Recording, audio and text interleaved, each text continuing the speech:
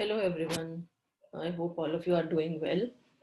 Uh, ये जो video है स्पेसिफिकली वो मैंने बनाया है उन लोगों के लिए जो एमफिल या पीएचडी एडमिशंस दिल्ली यूनिवर्सिटी में चाहते हैं और ऑलरेडी जो बाकी प्रोसीजर्स हैं वो मैं पहले एलेबोरेट कर चुकी हूँ अलग अलग वीडियोस में किस तरह से एडमिशन लेना होता है।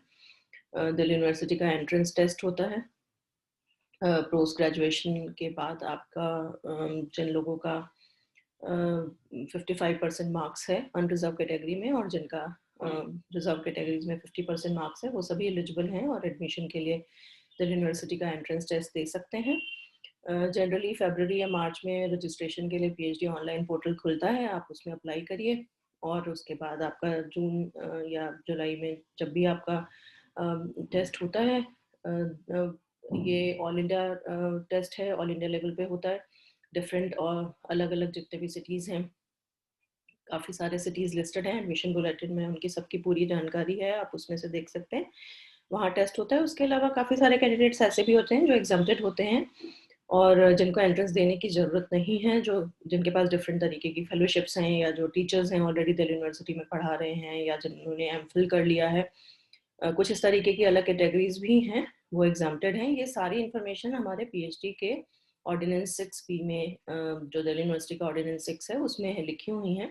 पीएचडी की पूरी गाइडलाइंस, कैसे कैसे क्या क्या एडमिशन होता है, किस तरह से जो प्रोसीजर है पूरा, उसकी सारी डिटेल्स तो आप वो देख सकते हैं। उस पर मैंने 1-2 वीडियोस और बनाई हुई हैं, आप वो देख लीजिएगा। इस पूरे प्रोसेस का सबसे इम्पॉर्टेंट पार्ट है, आपने एंट्रेंस टेस्ट दे दिया या इवन आप एग्जाम्प्टेड कैटेगरी में भी हैं तो भी उसके बाद आपको एक इंटरव्यू देना है।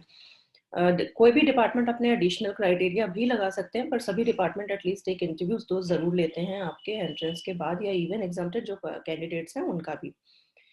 तो जो इंटरव्यू के रिक्वायरमेंट्स हैं, ये मैंने स्पेशली उसके लिए बनाया है ये वीडियो, जिससे कि आपको ये पता चल जाए कि इंटरव्यू की जो रिक्वायरमेंट्स हैं डिपार्टमेंट्स की वो क्या हैं।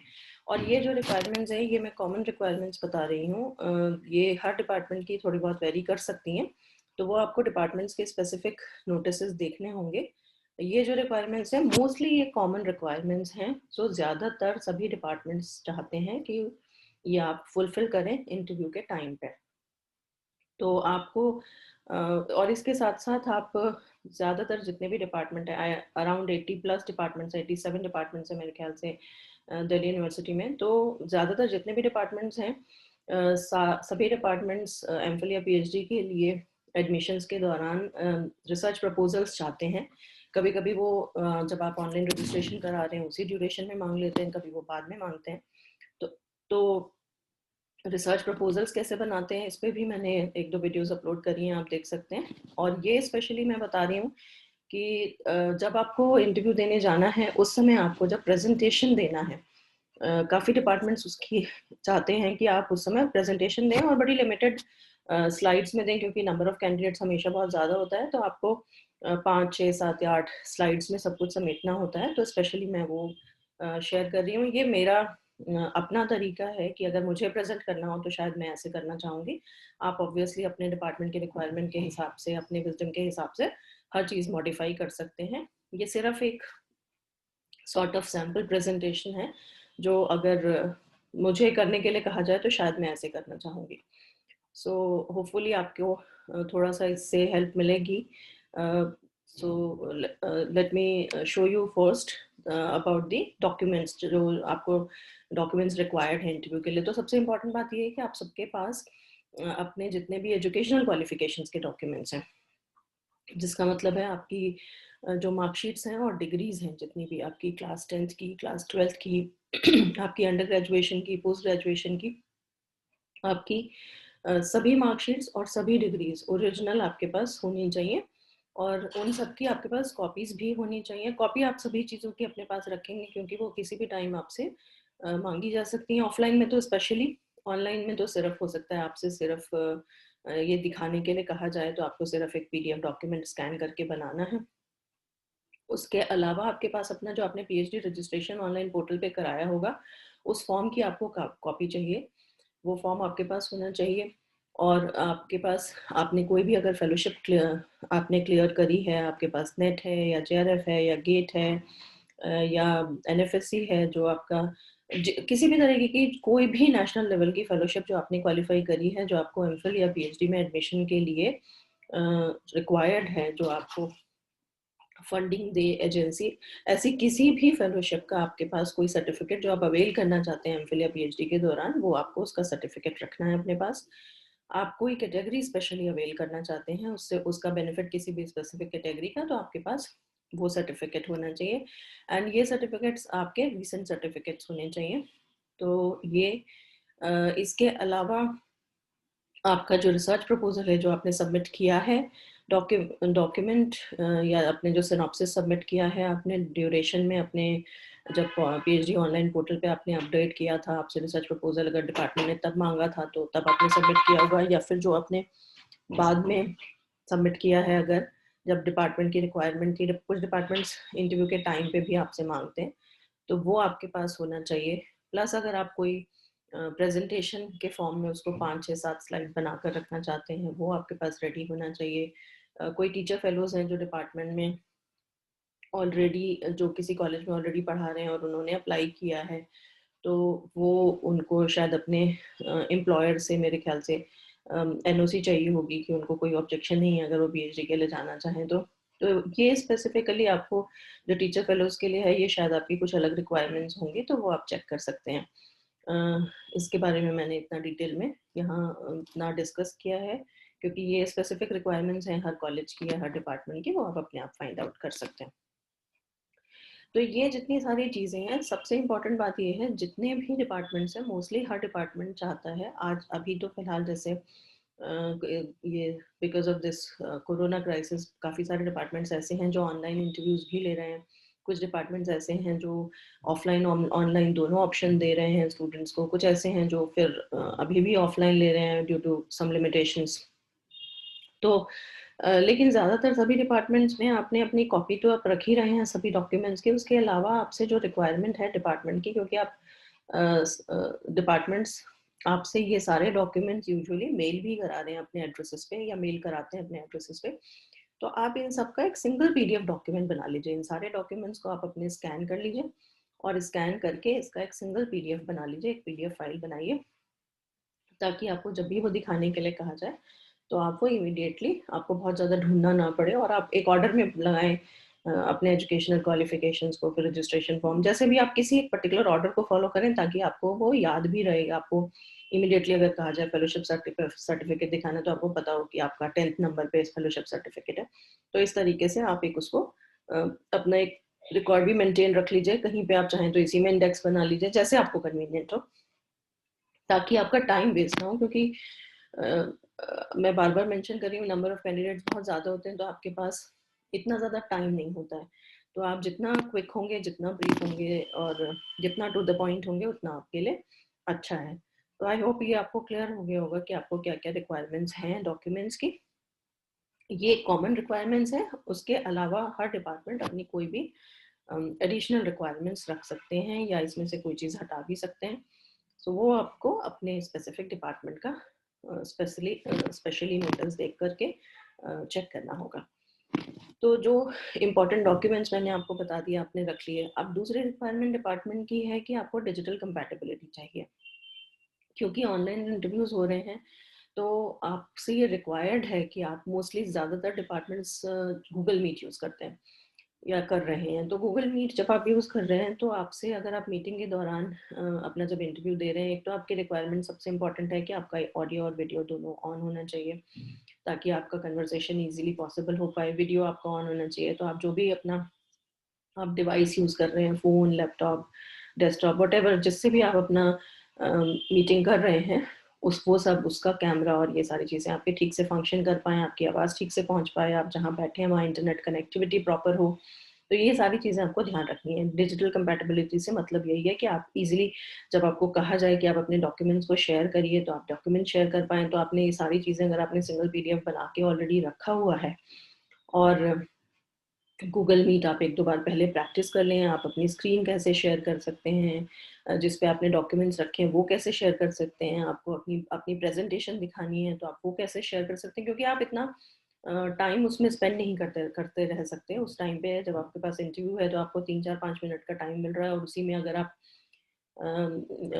ये जो निटिग्रिटीज हैं इसी में अगर टाइम लगा देंगे कि आपको शेयर करना नहीं आ रहा डॉक्यूमेंट, या कुछ और इशू हो रही है, तो कुछ और इशू हो रहा है, तो थिंग्स बिकम वेरी डिफिकल्ट, क्योंकि फिर इतने सारे स्टूडेंट्स को हैंडल करना मुश्किल हो जाता है।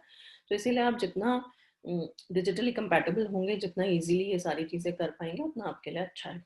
आप जितना आपके इंटरव्यूज में अभी टाइम है कुछ, तो थोड़ा सा उसको पहले आप अपने किसी भी फ्रेंड के साथ या फैमिली मेम्बर के साथ 2-3 बार आप करके देख लें, कैसे फटाफट आपको स्क्रीन शेयर करनी आनी चाहिए, फटाफट आप अपनी प्रेजेंटेशन दिखा पाएँ, एक स्लाइड से दूसरी स्लाइड पे जाना, या वट आप अपने प्रेजेंटेशन दिखाते हुए आपका वीडियो अगर ऑन है तो उसको आपको कहाँ पे रखना है। ये सारी चीज़ें बहुत मुश्किल नहीं है, लेकिन हाँ, अगर आप 1-2 बार कर लेंगे तो आपके लिए अच्छा है, आप आसानी से थोड़ा सा इजीली कर पाएंगे।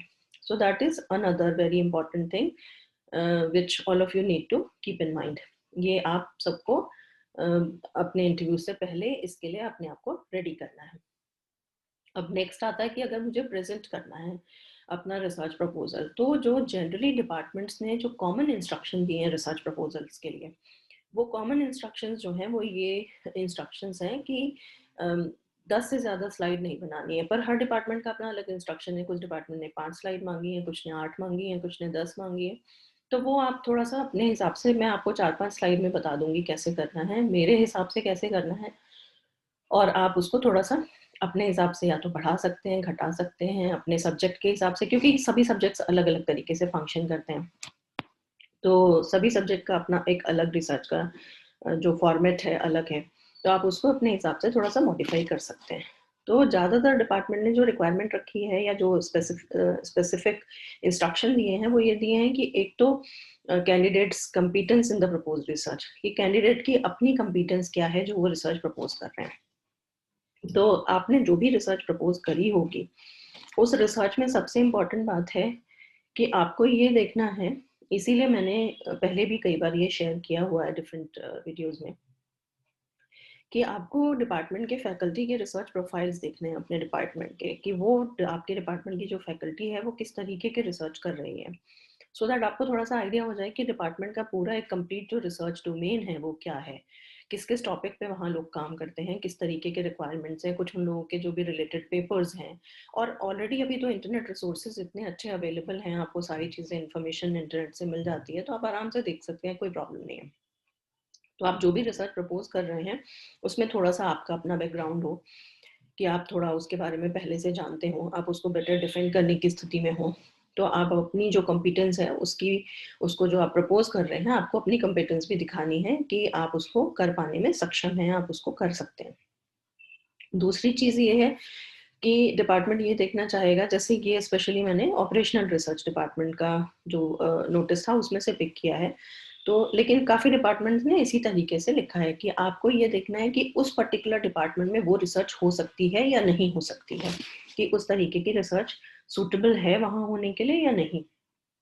तो वो मैंने आपको बताया कि आप इजीली जान सकते हैं, जब आप फैकल्टी के रिसर्च प्रोफाइल्स देख लेंगे तो आपको ऑलरेडी पता होगा कि फैकल्टी किस किस तरीके की रिसर्च कर रही है, तो आप उसी तरीके का प्रपोज करेंगे। आपने ऑलरेडी अगर कुछ प्रपोज कर भी दिया है जो बिल्कुल ऑफ द ट्रैक है, तो भी उसको आप थोड़ा बहुत मॉडिफाई कर सकते हैं, कोई ऐसी प्रॉब्लम नहीं है। अगर आप उसको एंड मोमेंट पे भी मॉडिफाई करते हैं तो भी कोई ऐसी दिक्कत नहीं है, मेरे हिसाब से डिपार्टमेंट को कोई प्रॉब्लम नहीं है, एज लॉन्ग एज आप अपना जो भी काम प्रपोज कर रहे हैं उसको डिफेंड करने की स्थिति में है और अच्छे से उसको एक्सप्लेन कर सकते हैं, तो मेरे ख्याल से उसको थोड़ा बहुत अगर मॉडिफाई आप करें तो भी कोई प्रॉब्लम नहीं होगी।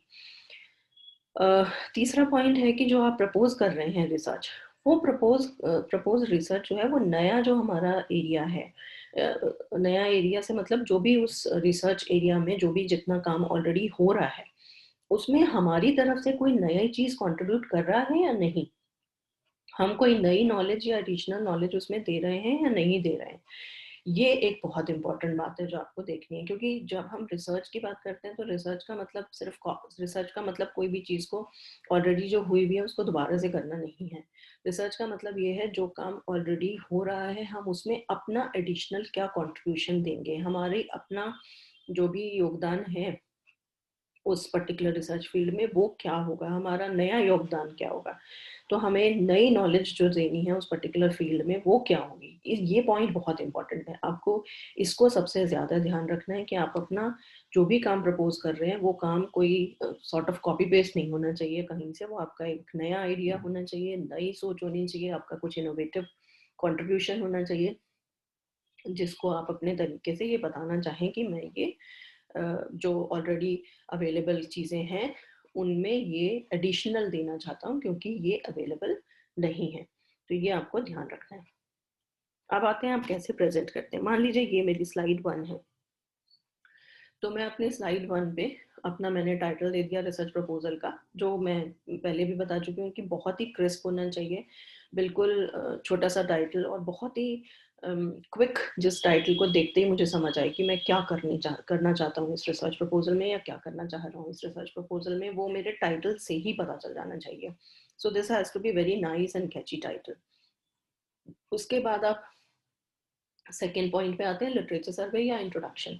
लिटरेचर सर्वे या इंट्रोडक्शन में बेसिकली आपको क्या बताना है, अपने सब्जेक्ट को, जो भी टॉपिक आप बता रहे हैं उसको आपको इंट्रोड्यूस करना है।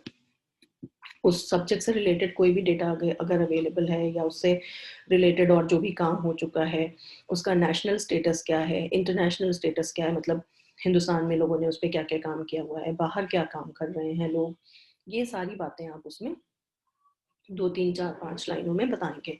उसके बाद उसमें पर्टिकुलर उस काम में लूप होल्स क्या हैं, क्या कमियां हैं जहां आप अपना कंट्रीब्यूशन देना चाहेंगे, जो चीज़ें ऑलरेडी अवेलेबल नहीं हैं, लोग काम कर रहे हैं लेकिन फिर भी कुछ ऐसे पॉइंट्स हैं जिन पे अभी भी आपको लगता है कि कुछ और काम किया जाना चाहिए या कुछ और रिसर्च की जानी चाहिए, तो वो आपको मेंशन करने हैं।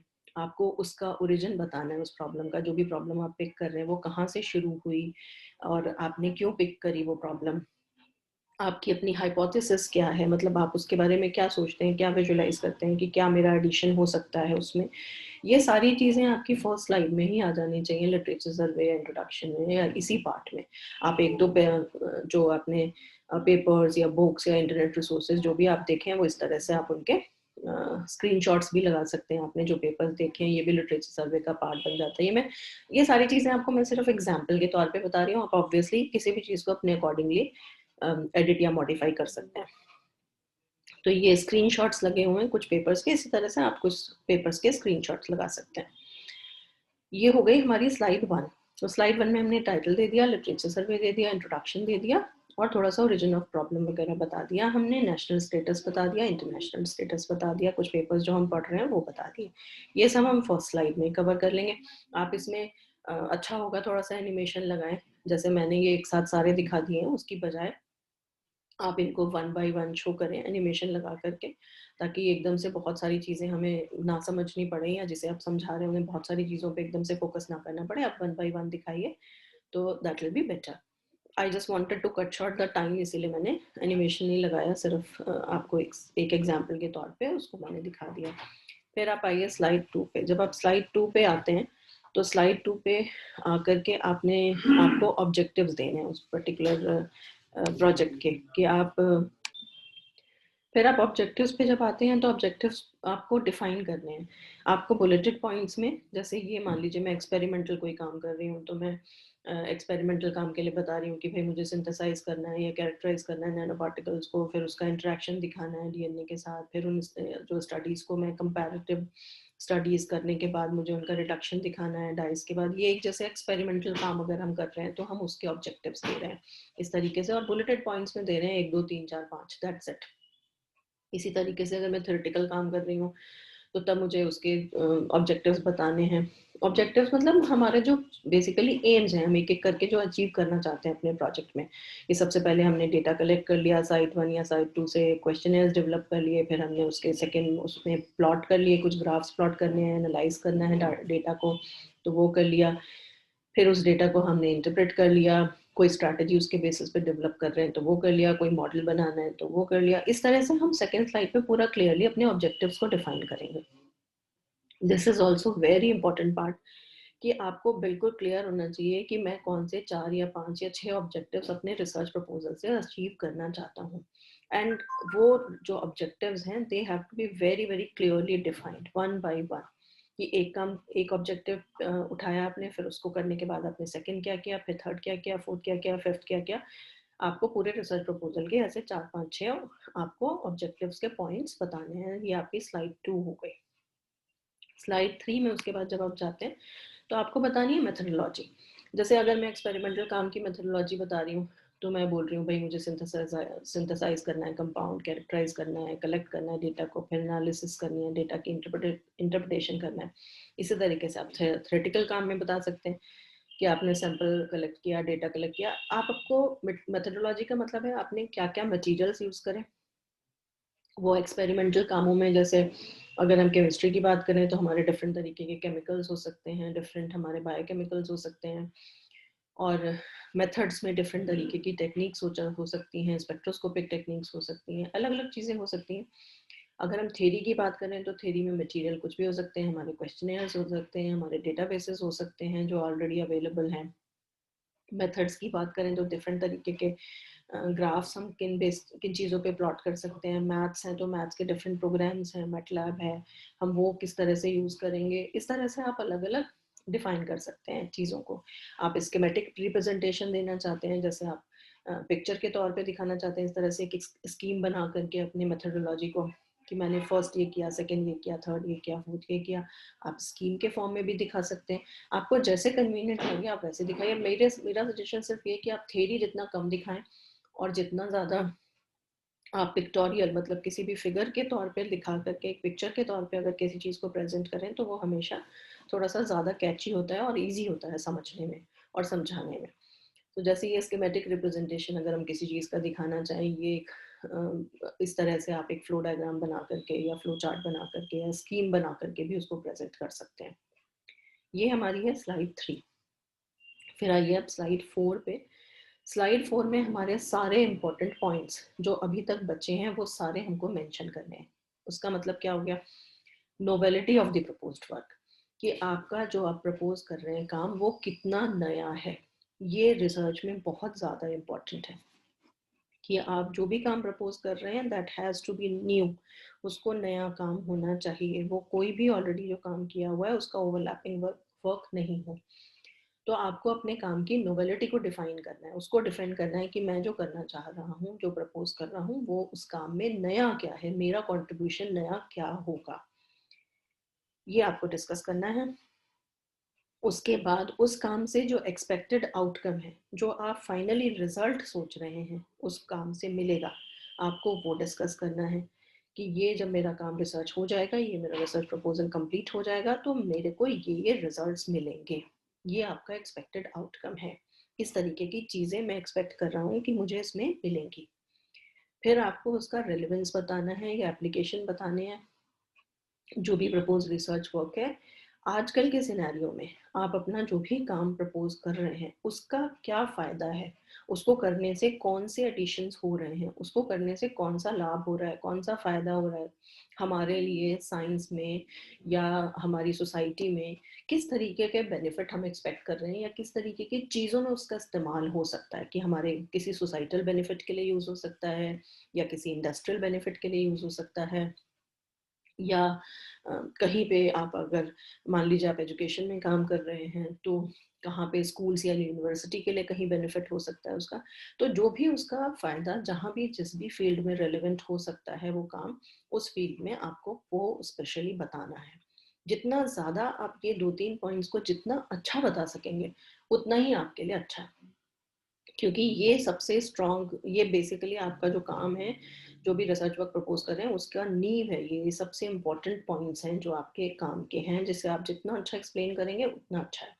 और फिर लास्ट में आप कोशिश करिए कि थोड़ी सी एक शॉर्ट सी आप समरी में एक बार फिर से ब्रीफ कर दें कि आपने शुरू से लेके क्या बताया है लास्ट तक। एक छोटी सी 1 पैराग्राफ समरी दे दीजिए कि ये हमने शुरू से लास्ट तक बताया, जिसे आप समरी कह लें, एब्स्ट्रैक्ट कह लें, जो आपको ठीक लगता है वो कह लें। ये आप शुरू में भी दे सकते हैं, सबसे पहले भी दे सकते हैं, बाद में भी दे सकते हैं, जैसे आपको एक्सप्लेन करने में सुविधा हो आप वैसे करिए। और लास्ट स्लाइड में आप जो भी आपके रेफरेंसेस हैं या जो बिब्लियोग्राफी है आपकी, जो भी आपने रिसोर्सेज यूज़ करे हैं, आपने जो भी लिटरेचर सर्वे किया है, जो पेपर्स पढ़े हैं, जो आपने किताबें पढ़ी हैं, इस चीज़ के लिए जो भी आपने रीडिंग जिसकी चीज़ की करी है या जो अपने इंटरनेट रिसोर्सेज करे हैं उन सबको आप बाद में यहाँ पे एक्नॉलेज कर सकते हैं। तो ये आपके 5 स्लाइड मेरे हिसाब से कंप्लीट हो जाते हैं रिसर्च प्रपोजल प्रेजेंटेशन के। इसको आप 5, 6, 7, 8 जैसी भी आपकी रिक्वायरमेंट है, आपके डिपार्टमेंट की रिक्वायरमेंट है, उस हिसाब से आप चेंज कर सकते हैं या मॉडिफाई कर सकते हैं थोड़ा बहुत इसमें अपने अकॉर्डिंगली। आप एडिशन डिलीशन जैसे आपको कन्वीनियंट लगे आप वो कर सकते हैं। अगर आपको डिपार्टमेंट चैप्टराइजेशन के लिए बोलता है तो आप बाद में उसको चैप्टराइजेशन भी कर सकते हैं। तो इसका जो आपको चैप्टराइजेशन करना है वो पीएचडी थीसिस की आपको आउटलाइन देनी है बेसिकली, जिसमें आपको सबसे पहले एब्स्ट्रैक्ट देने हैं, ब्रीफ समरी देनी है इसकी जो काम आप कर रहे हैं उसकी। फिर आप लोग को उसको चैप्टर के फॉर्म में कन्वर्ट करना है। चैप्टर 1 में आपको इंट्रोडक्शन देना है टॉपिक का या लिटरेचर सर्वे देना है। चैप्टर 2 में आपको ऑब्जेक्टिव्स बताने हैं प्रपोज्ड वर्क के। चैप्टर 3 में आपको जो भी आपने मटेरियल्स या मेथड्स इस काम को करने में यूज़ किए हैं वो बताने हैं। चैप्टर 4 में आपने कैसे आइडेंटिफाई किया इस डेटा को, या फील्ड साइट कोई अगर फील्ड से डेटा कलेक्शन करना है तो वो बताना है। ये एक एग्जांपल है बेसिकली, आप इसको अपने हिसाब से जैसे आपको कन्वीनियंट लगे वैसे चेंज कर सकते हैं। चैप्टर 5 में आपने जो डेटा कलेक्ट किया फिर आपने उसको डेटा एनालिसिस के बाद कंपैरेटिव एनालिसिस के बाद आपको क्या क्या रिजल्ट मिले वो डिस्कस कर सकते हैं। चैप्टर 6 में फाइनली आपने उन सब के बेसिस पे कोई भी जो मॉडल बनाया है वो आपने उसको डिस्कस करिए, उसके रिजल्ट और रिजल्ट्स डिस्कस करिए, उसका कंक्लूजन डिस्कस करिए। लास्ट में फाइनली जो लास्ट चैप्टर होता है वो यूजुअली आपका सारे जितने भी ऊपर जितने भी चैप्टर्स हैं उन सबका कंक्लूजन होता है। तो ये एक पीएचडी थीसिस की आप अपने आउटलाइन भी दे सकते हैं। अपना जो भी आपका रिसर्च वर्क आप प्रपोज कर रहे हैं उसके बेसिस पे आप थीसिस की इस तरह से चैप्टर वाइज आउटलाइन भी बना सकते हैं। ये मोर और लेस सभी डिपार्टमेंट्स में बिल्कुल सिमिलर तरीके से फंक्शन करती है। और लास्ट में आपका बिब्लियोग्राफी आता है, आपके रेफरेंसेस आते हैं। So that's all regarding the requirements of the interview. एक मैंने बड़ा अच्छा सा कोट पढ़ा इंटरनेट पे जो मुझे बहुत अच्छा लगा। A dream does not become reality through magic, it takes sweat, determination and hard work. So आप मतलब समझ ही गए होंगे कि किसी भी सपने को सच होने में कोई जादू नहीं लगता है, किसी जादू की ज़रूरत नहीं होती है। उसके लिए आपको बहुत मेहनत करनी पड़ती है, डिटर्मिनेशन होना चाहिए आपका स्ट्रॉन्ग। तो आशा करती हूँ आप सब बहुत मेहनत करेंगे और अच्छे से तैयारी करेंगे। और ये जो जिस तरह से मैंने आपको थोड़ा सा ब्रीफ किया है, आशा करती हूँ आपको इससे थोड़ी हेल्प होगी। तो आप देखिए इसको और अपने और भी जो फ्रेंड्स हैं उनके साथ शेयर करिए। होपफुली आप सब अच्छा करेंगे। अपने इंटरव्यू की तैयारी करिए। Wish you all the very very best, keep doing very well in your life.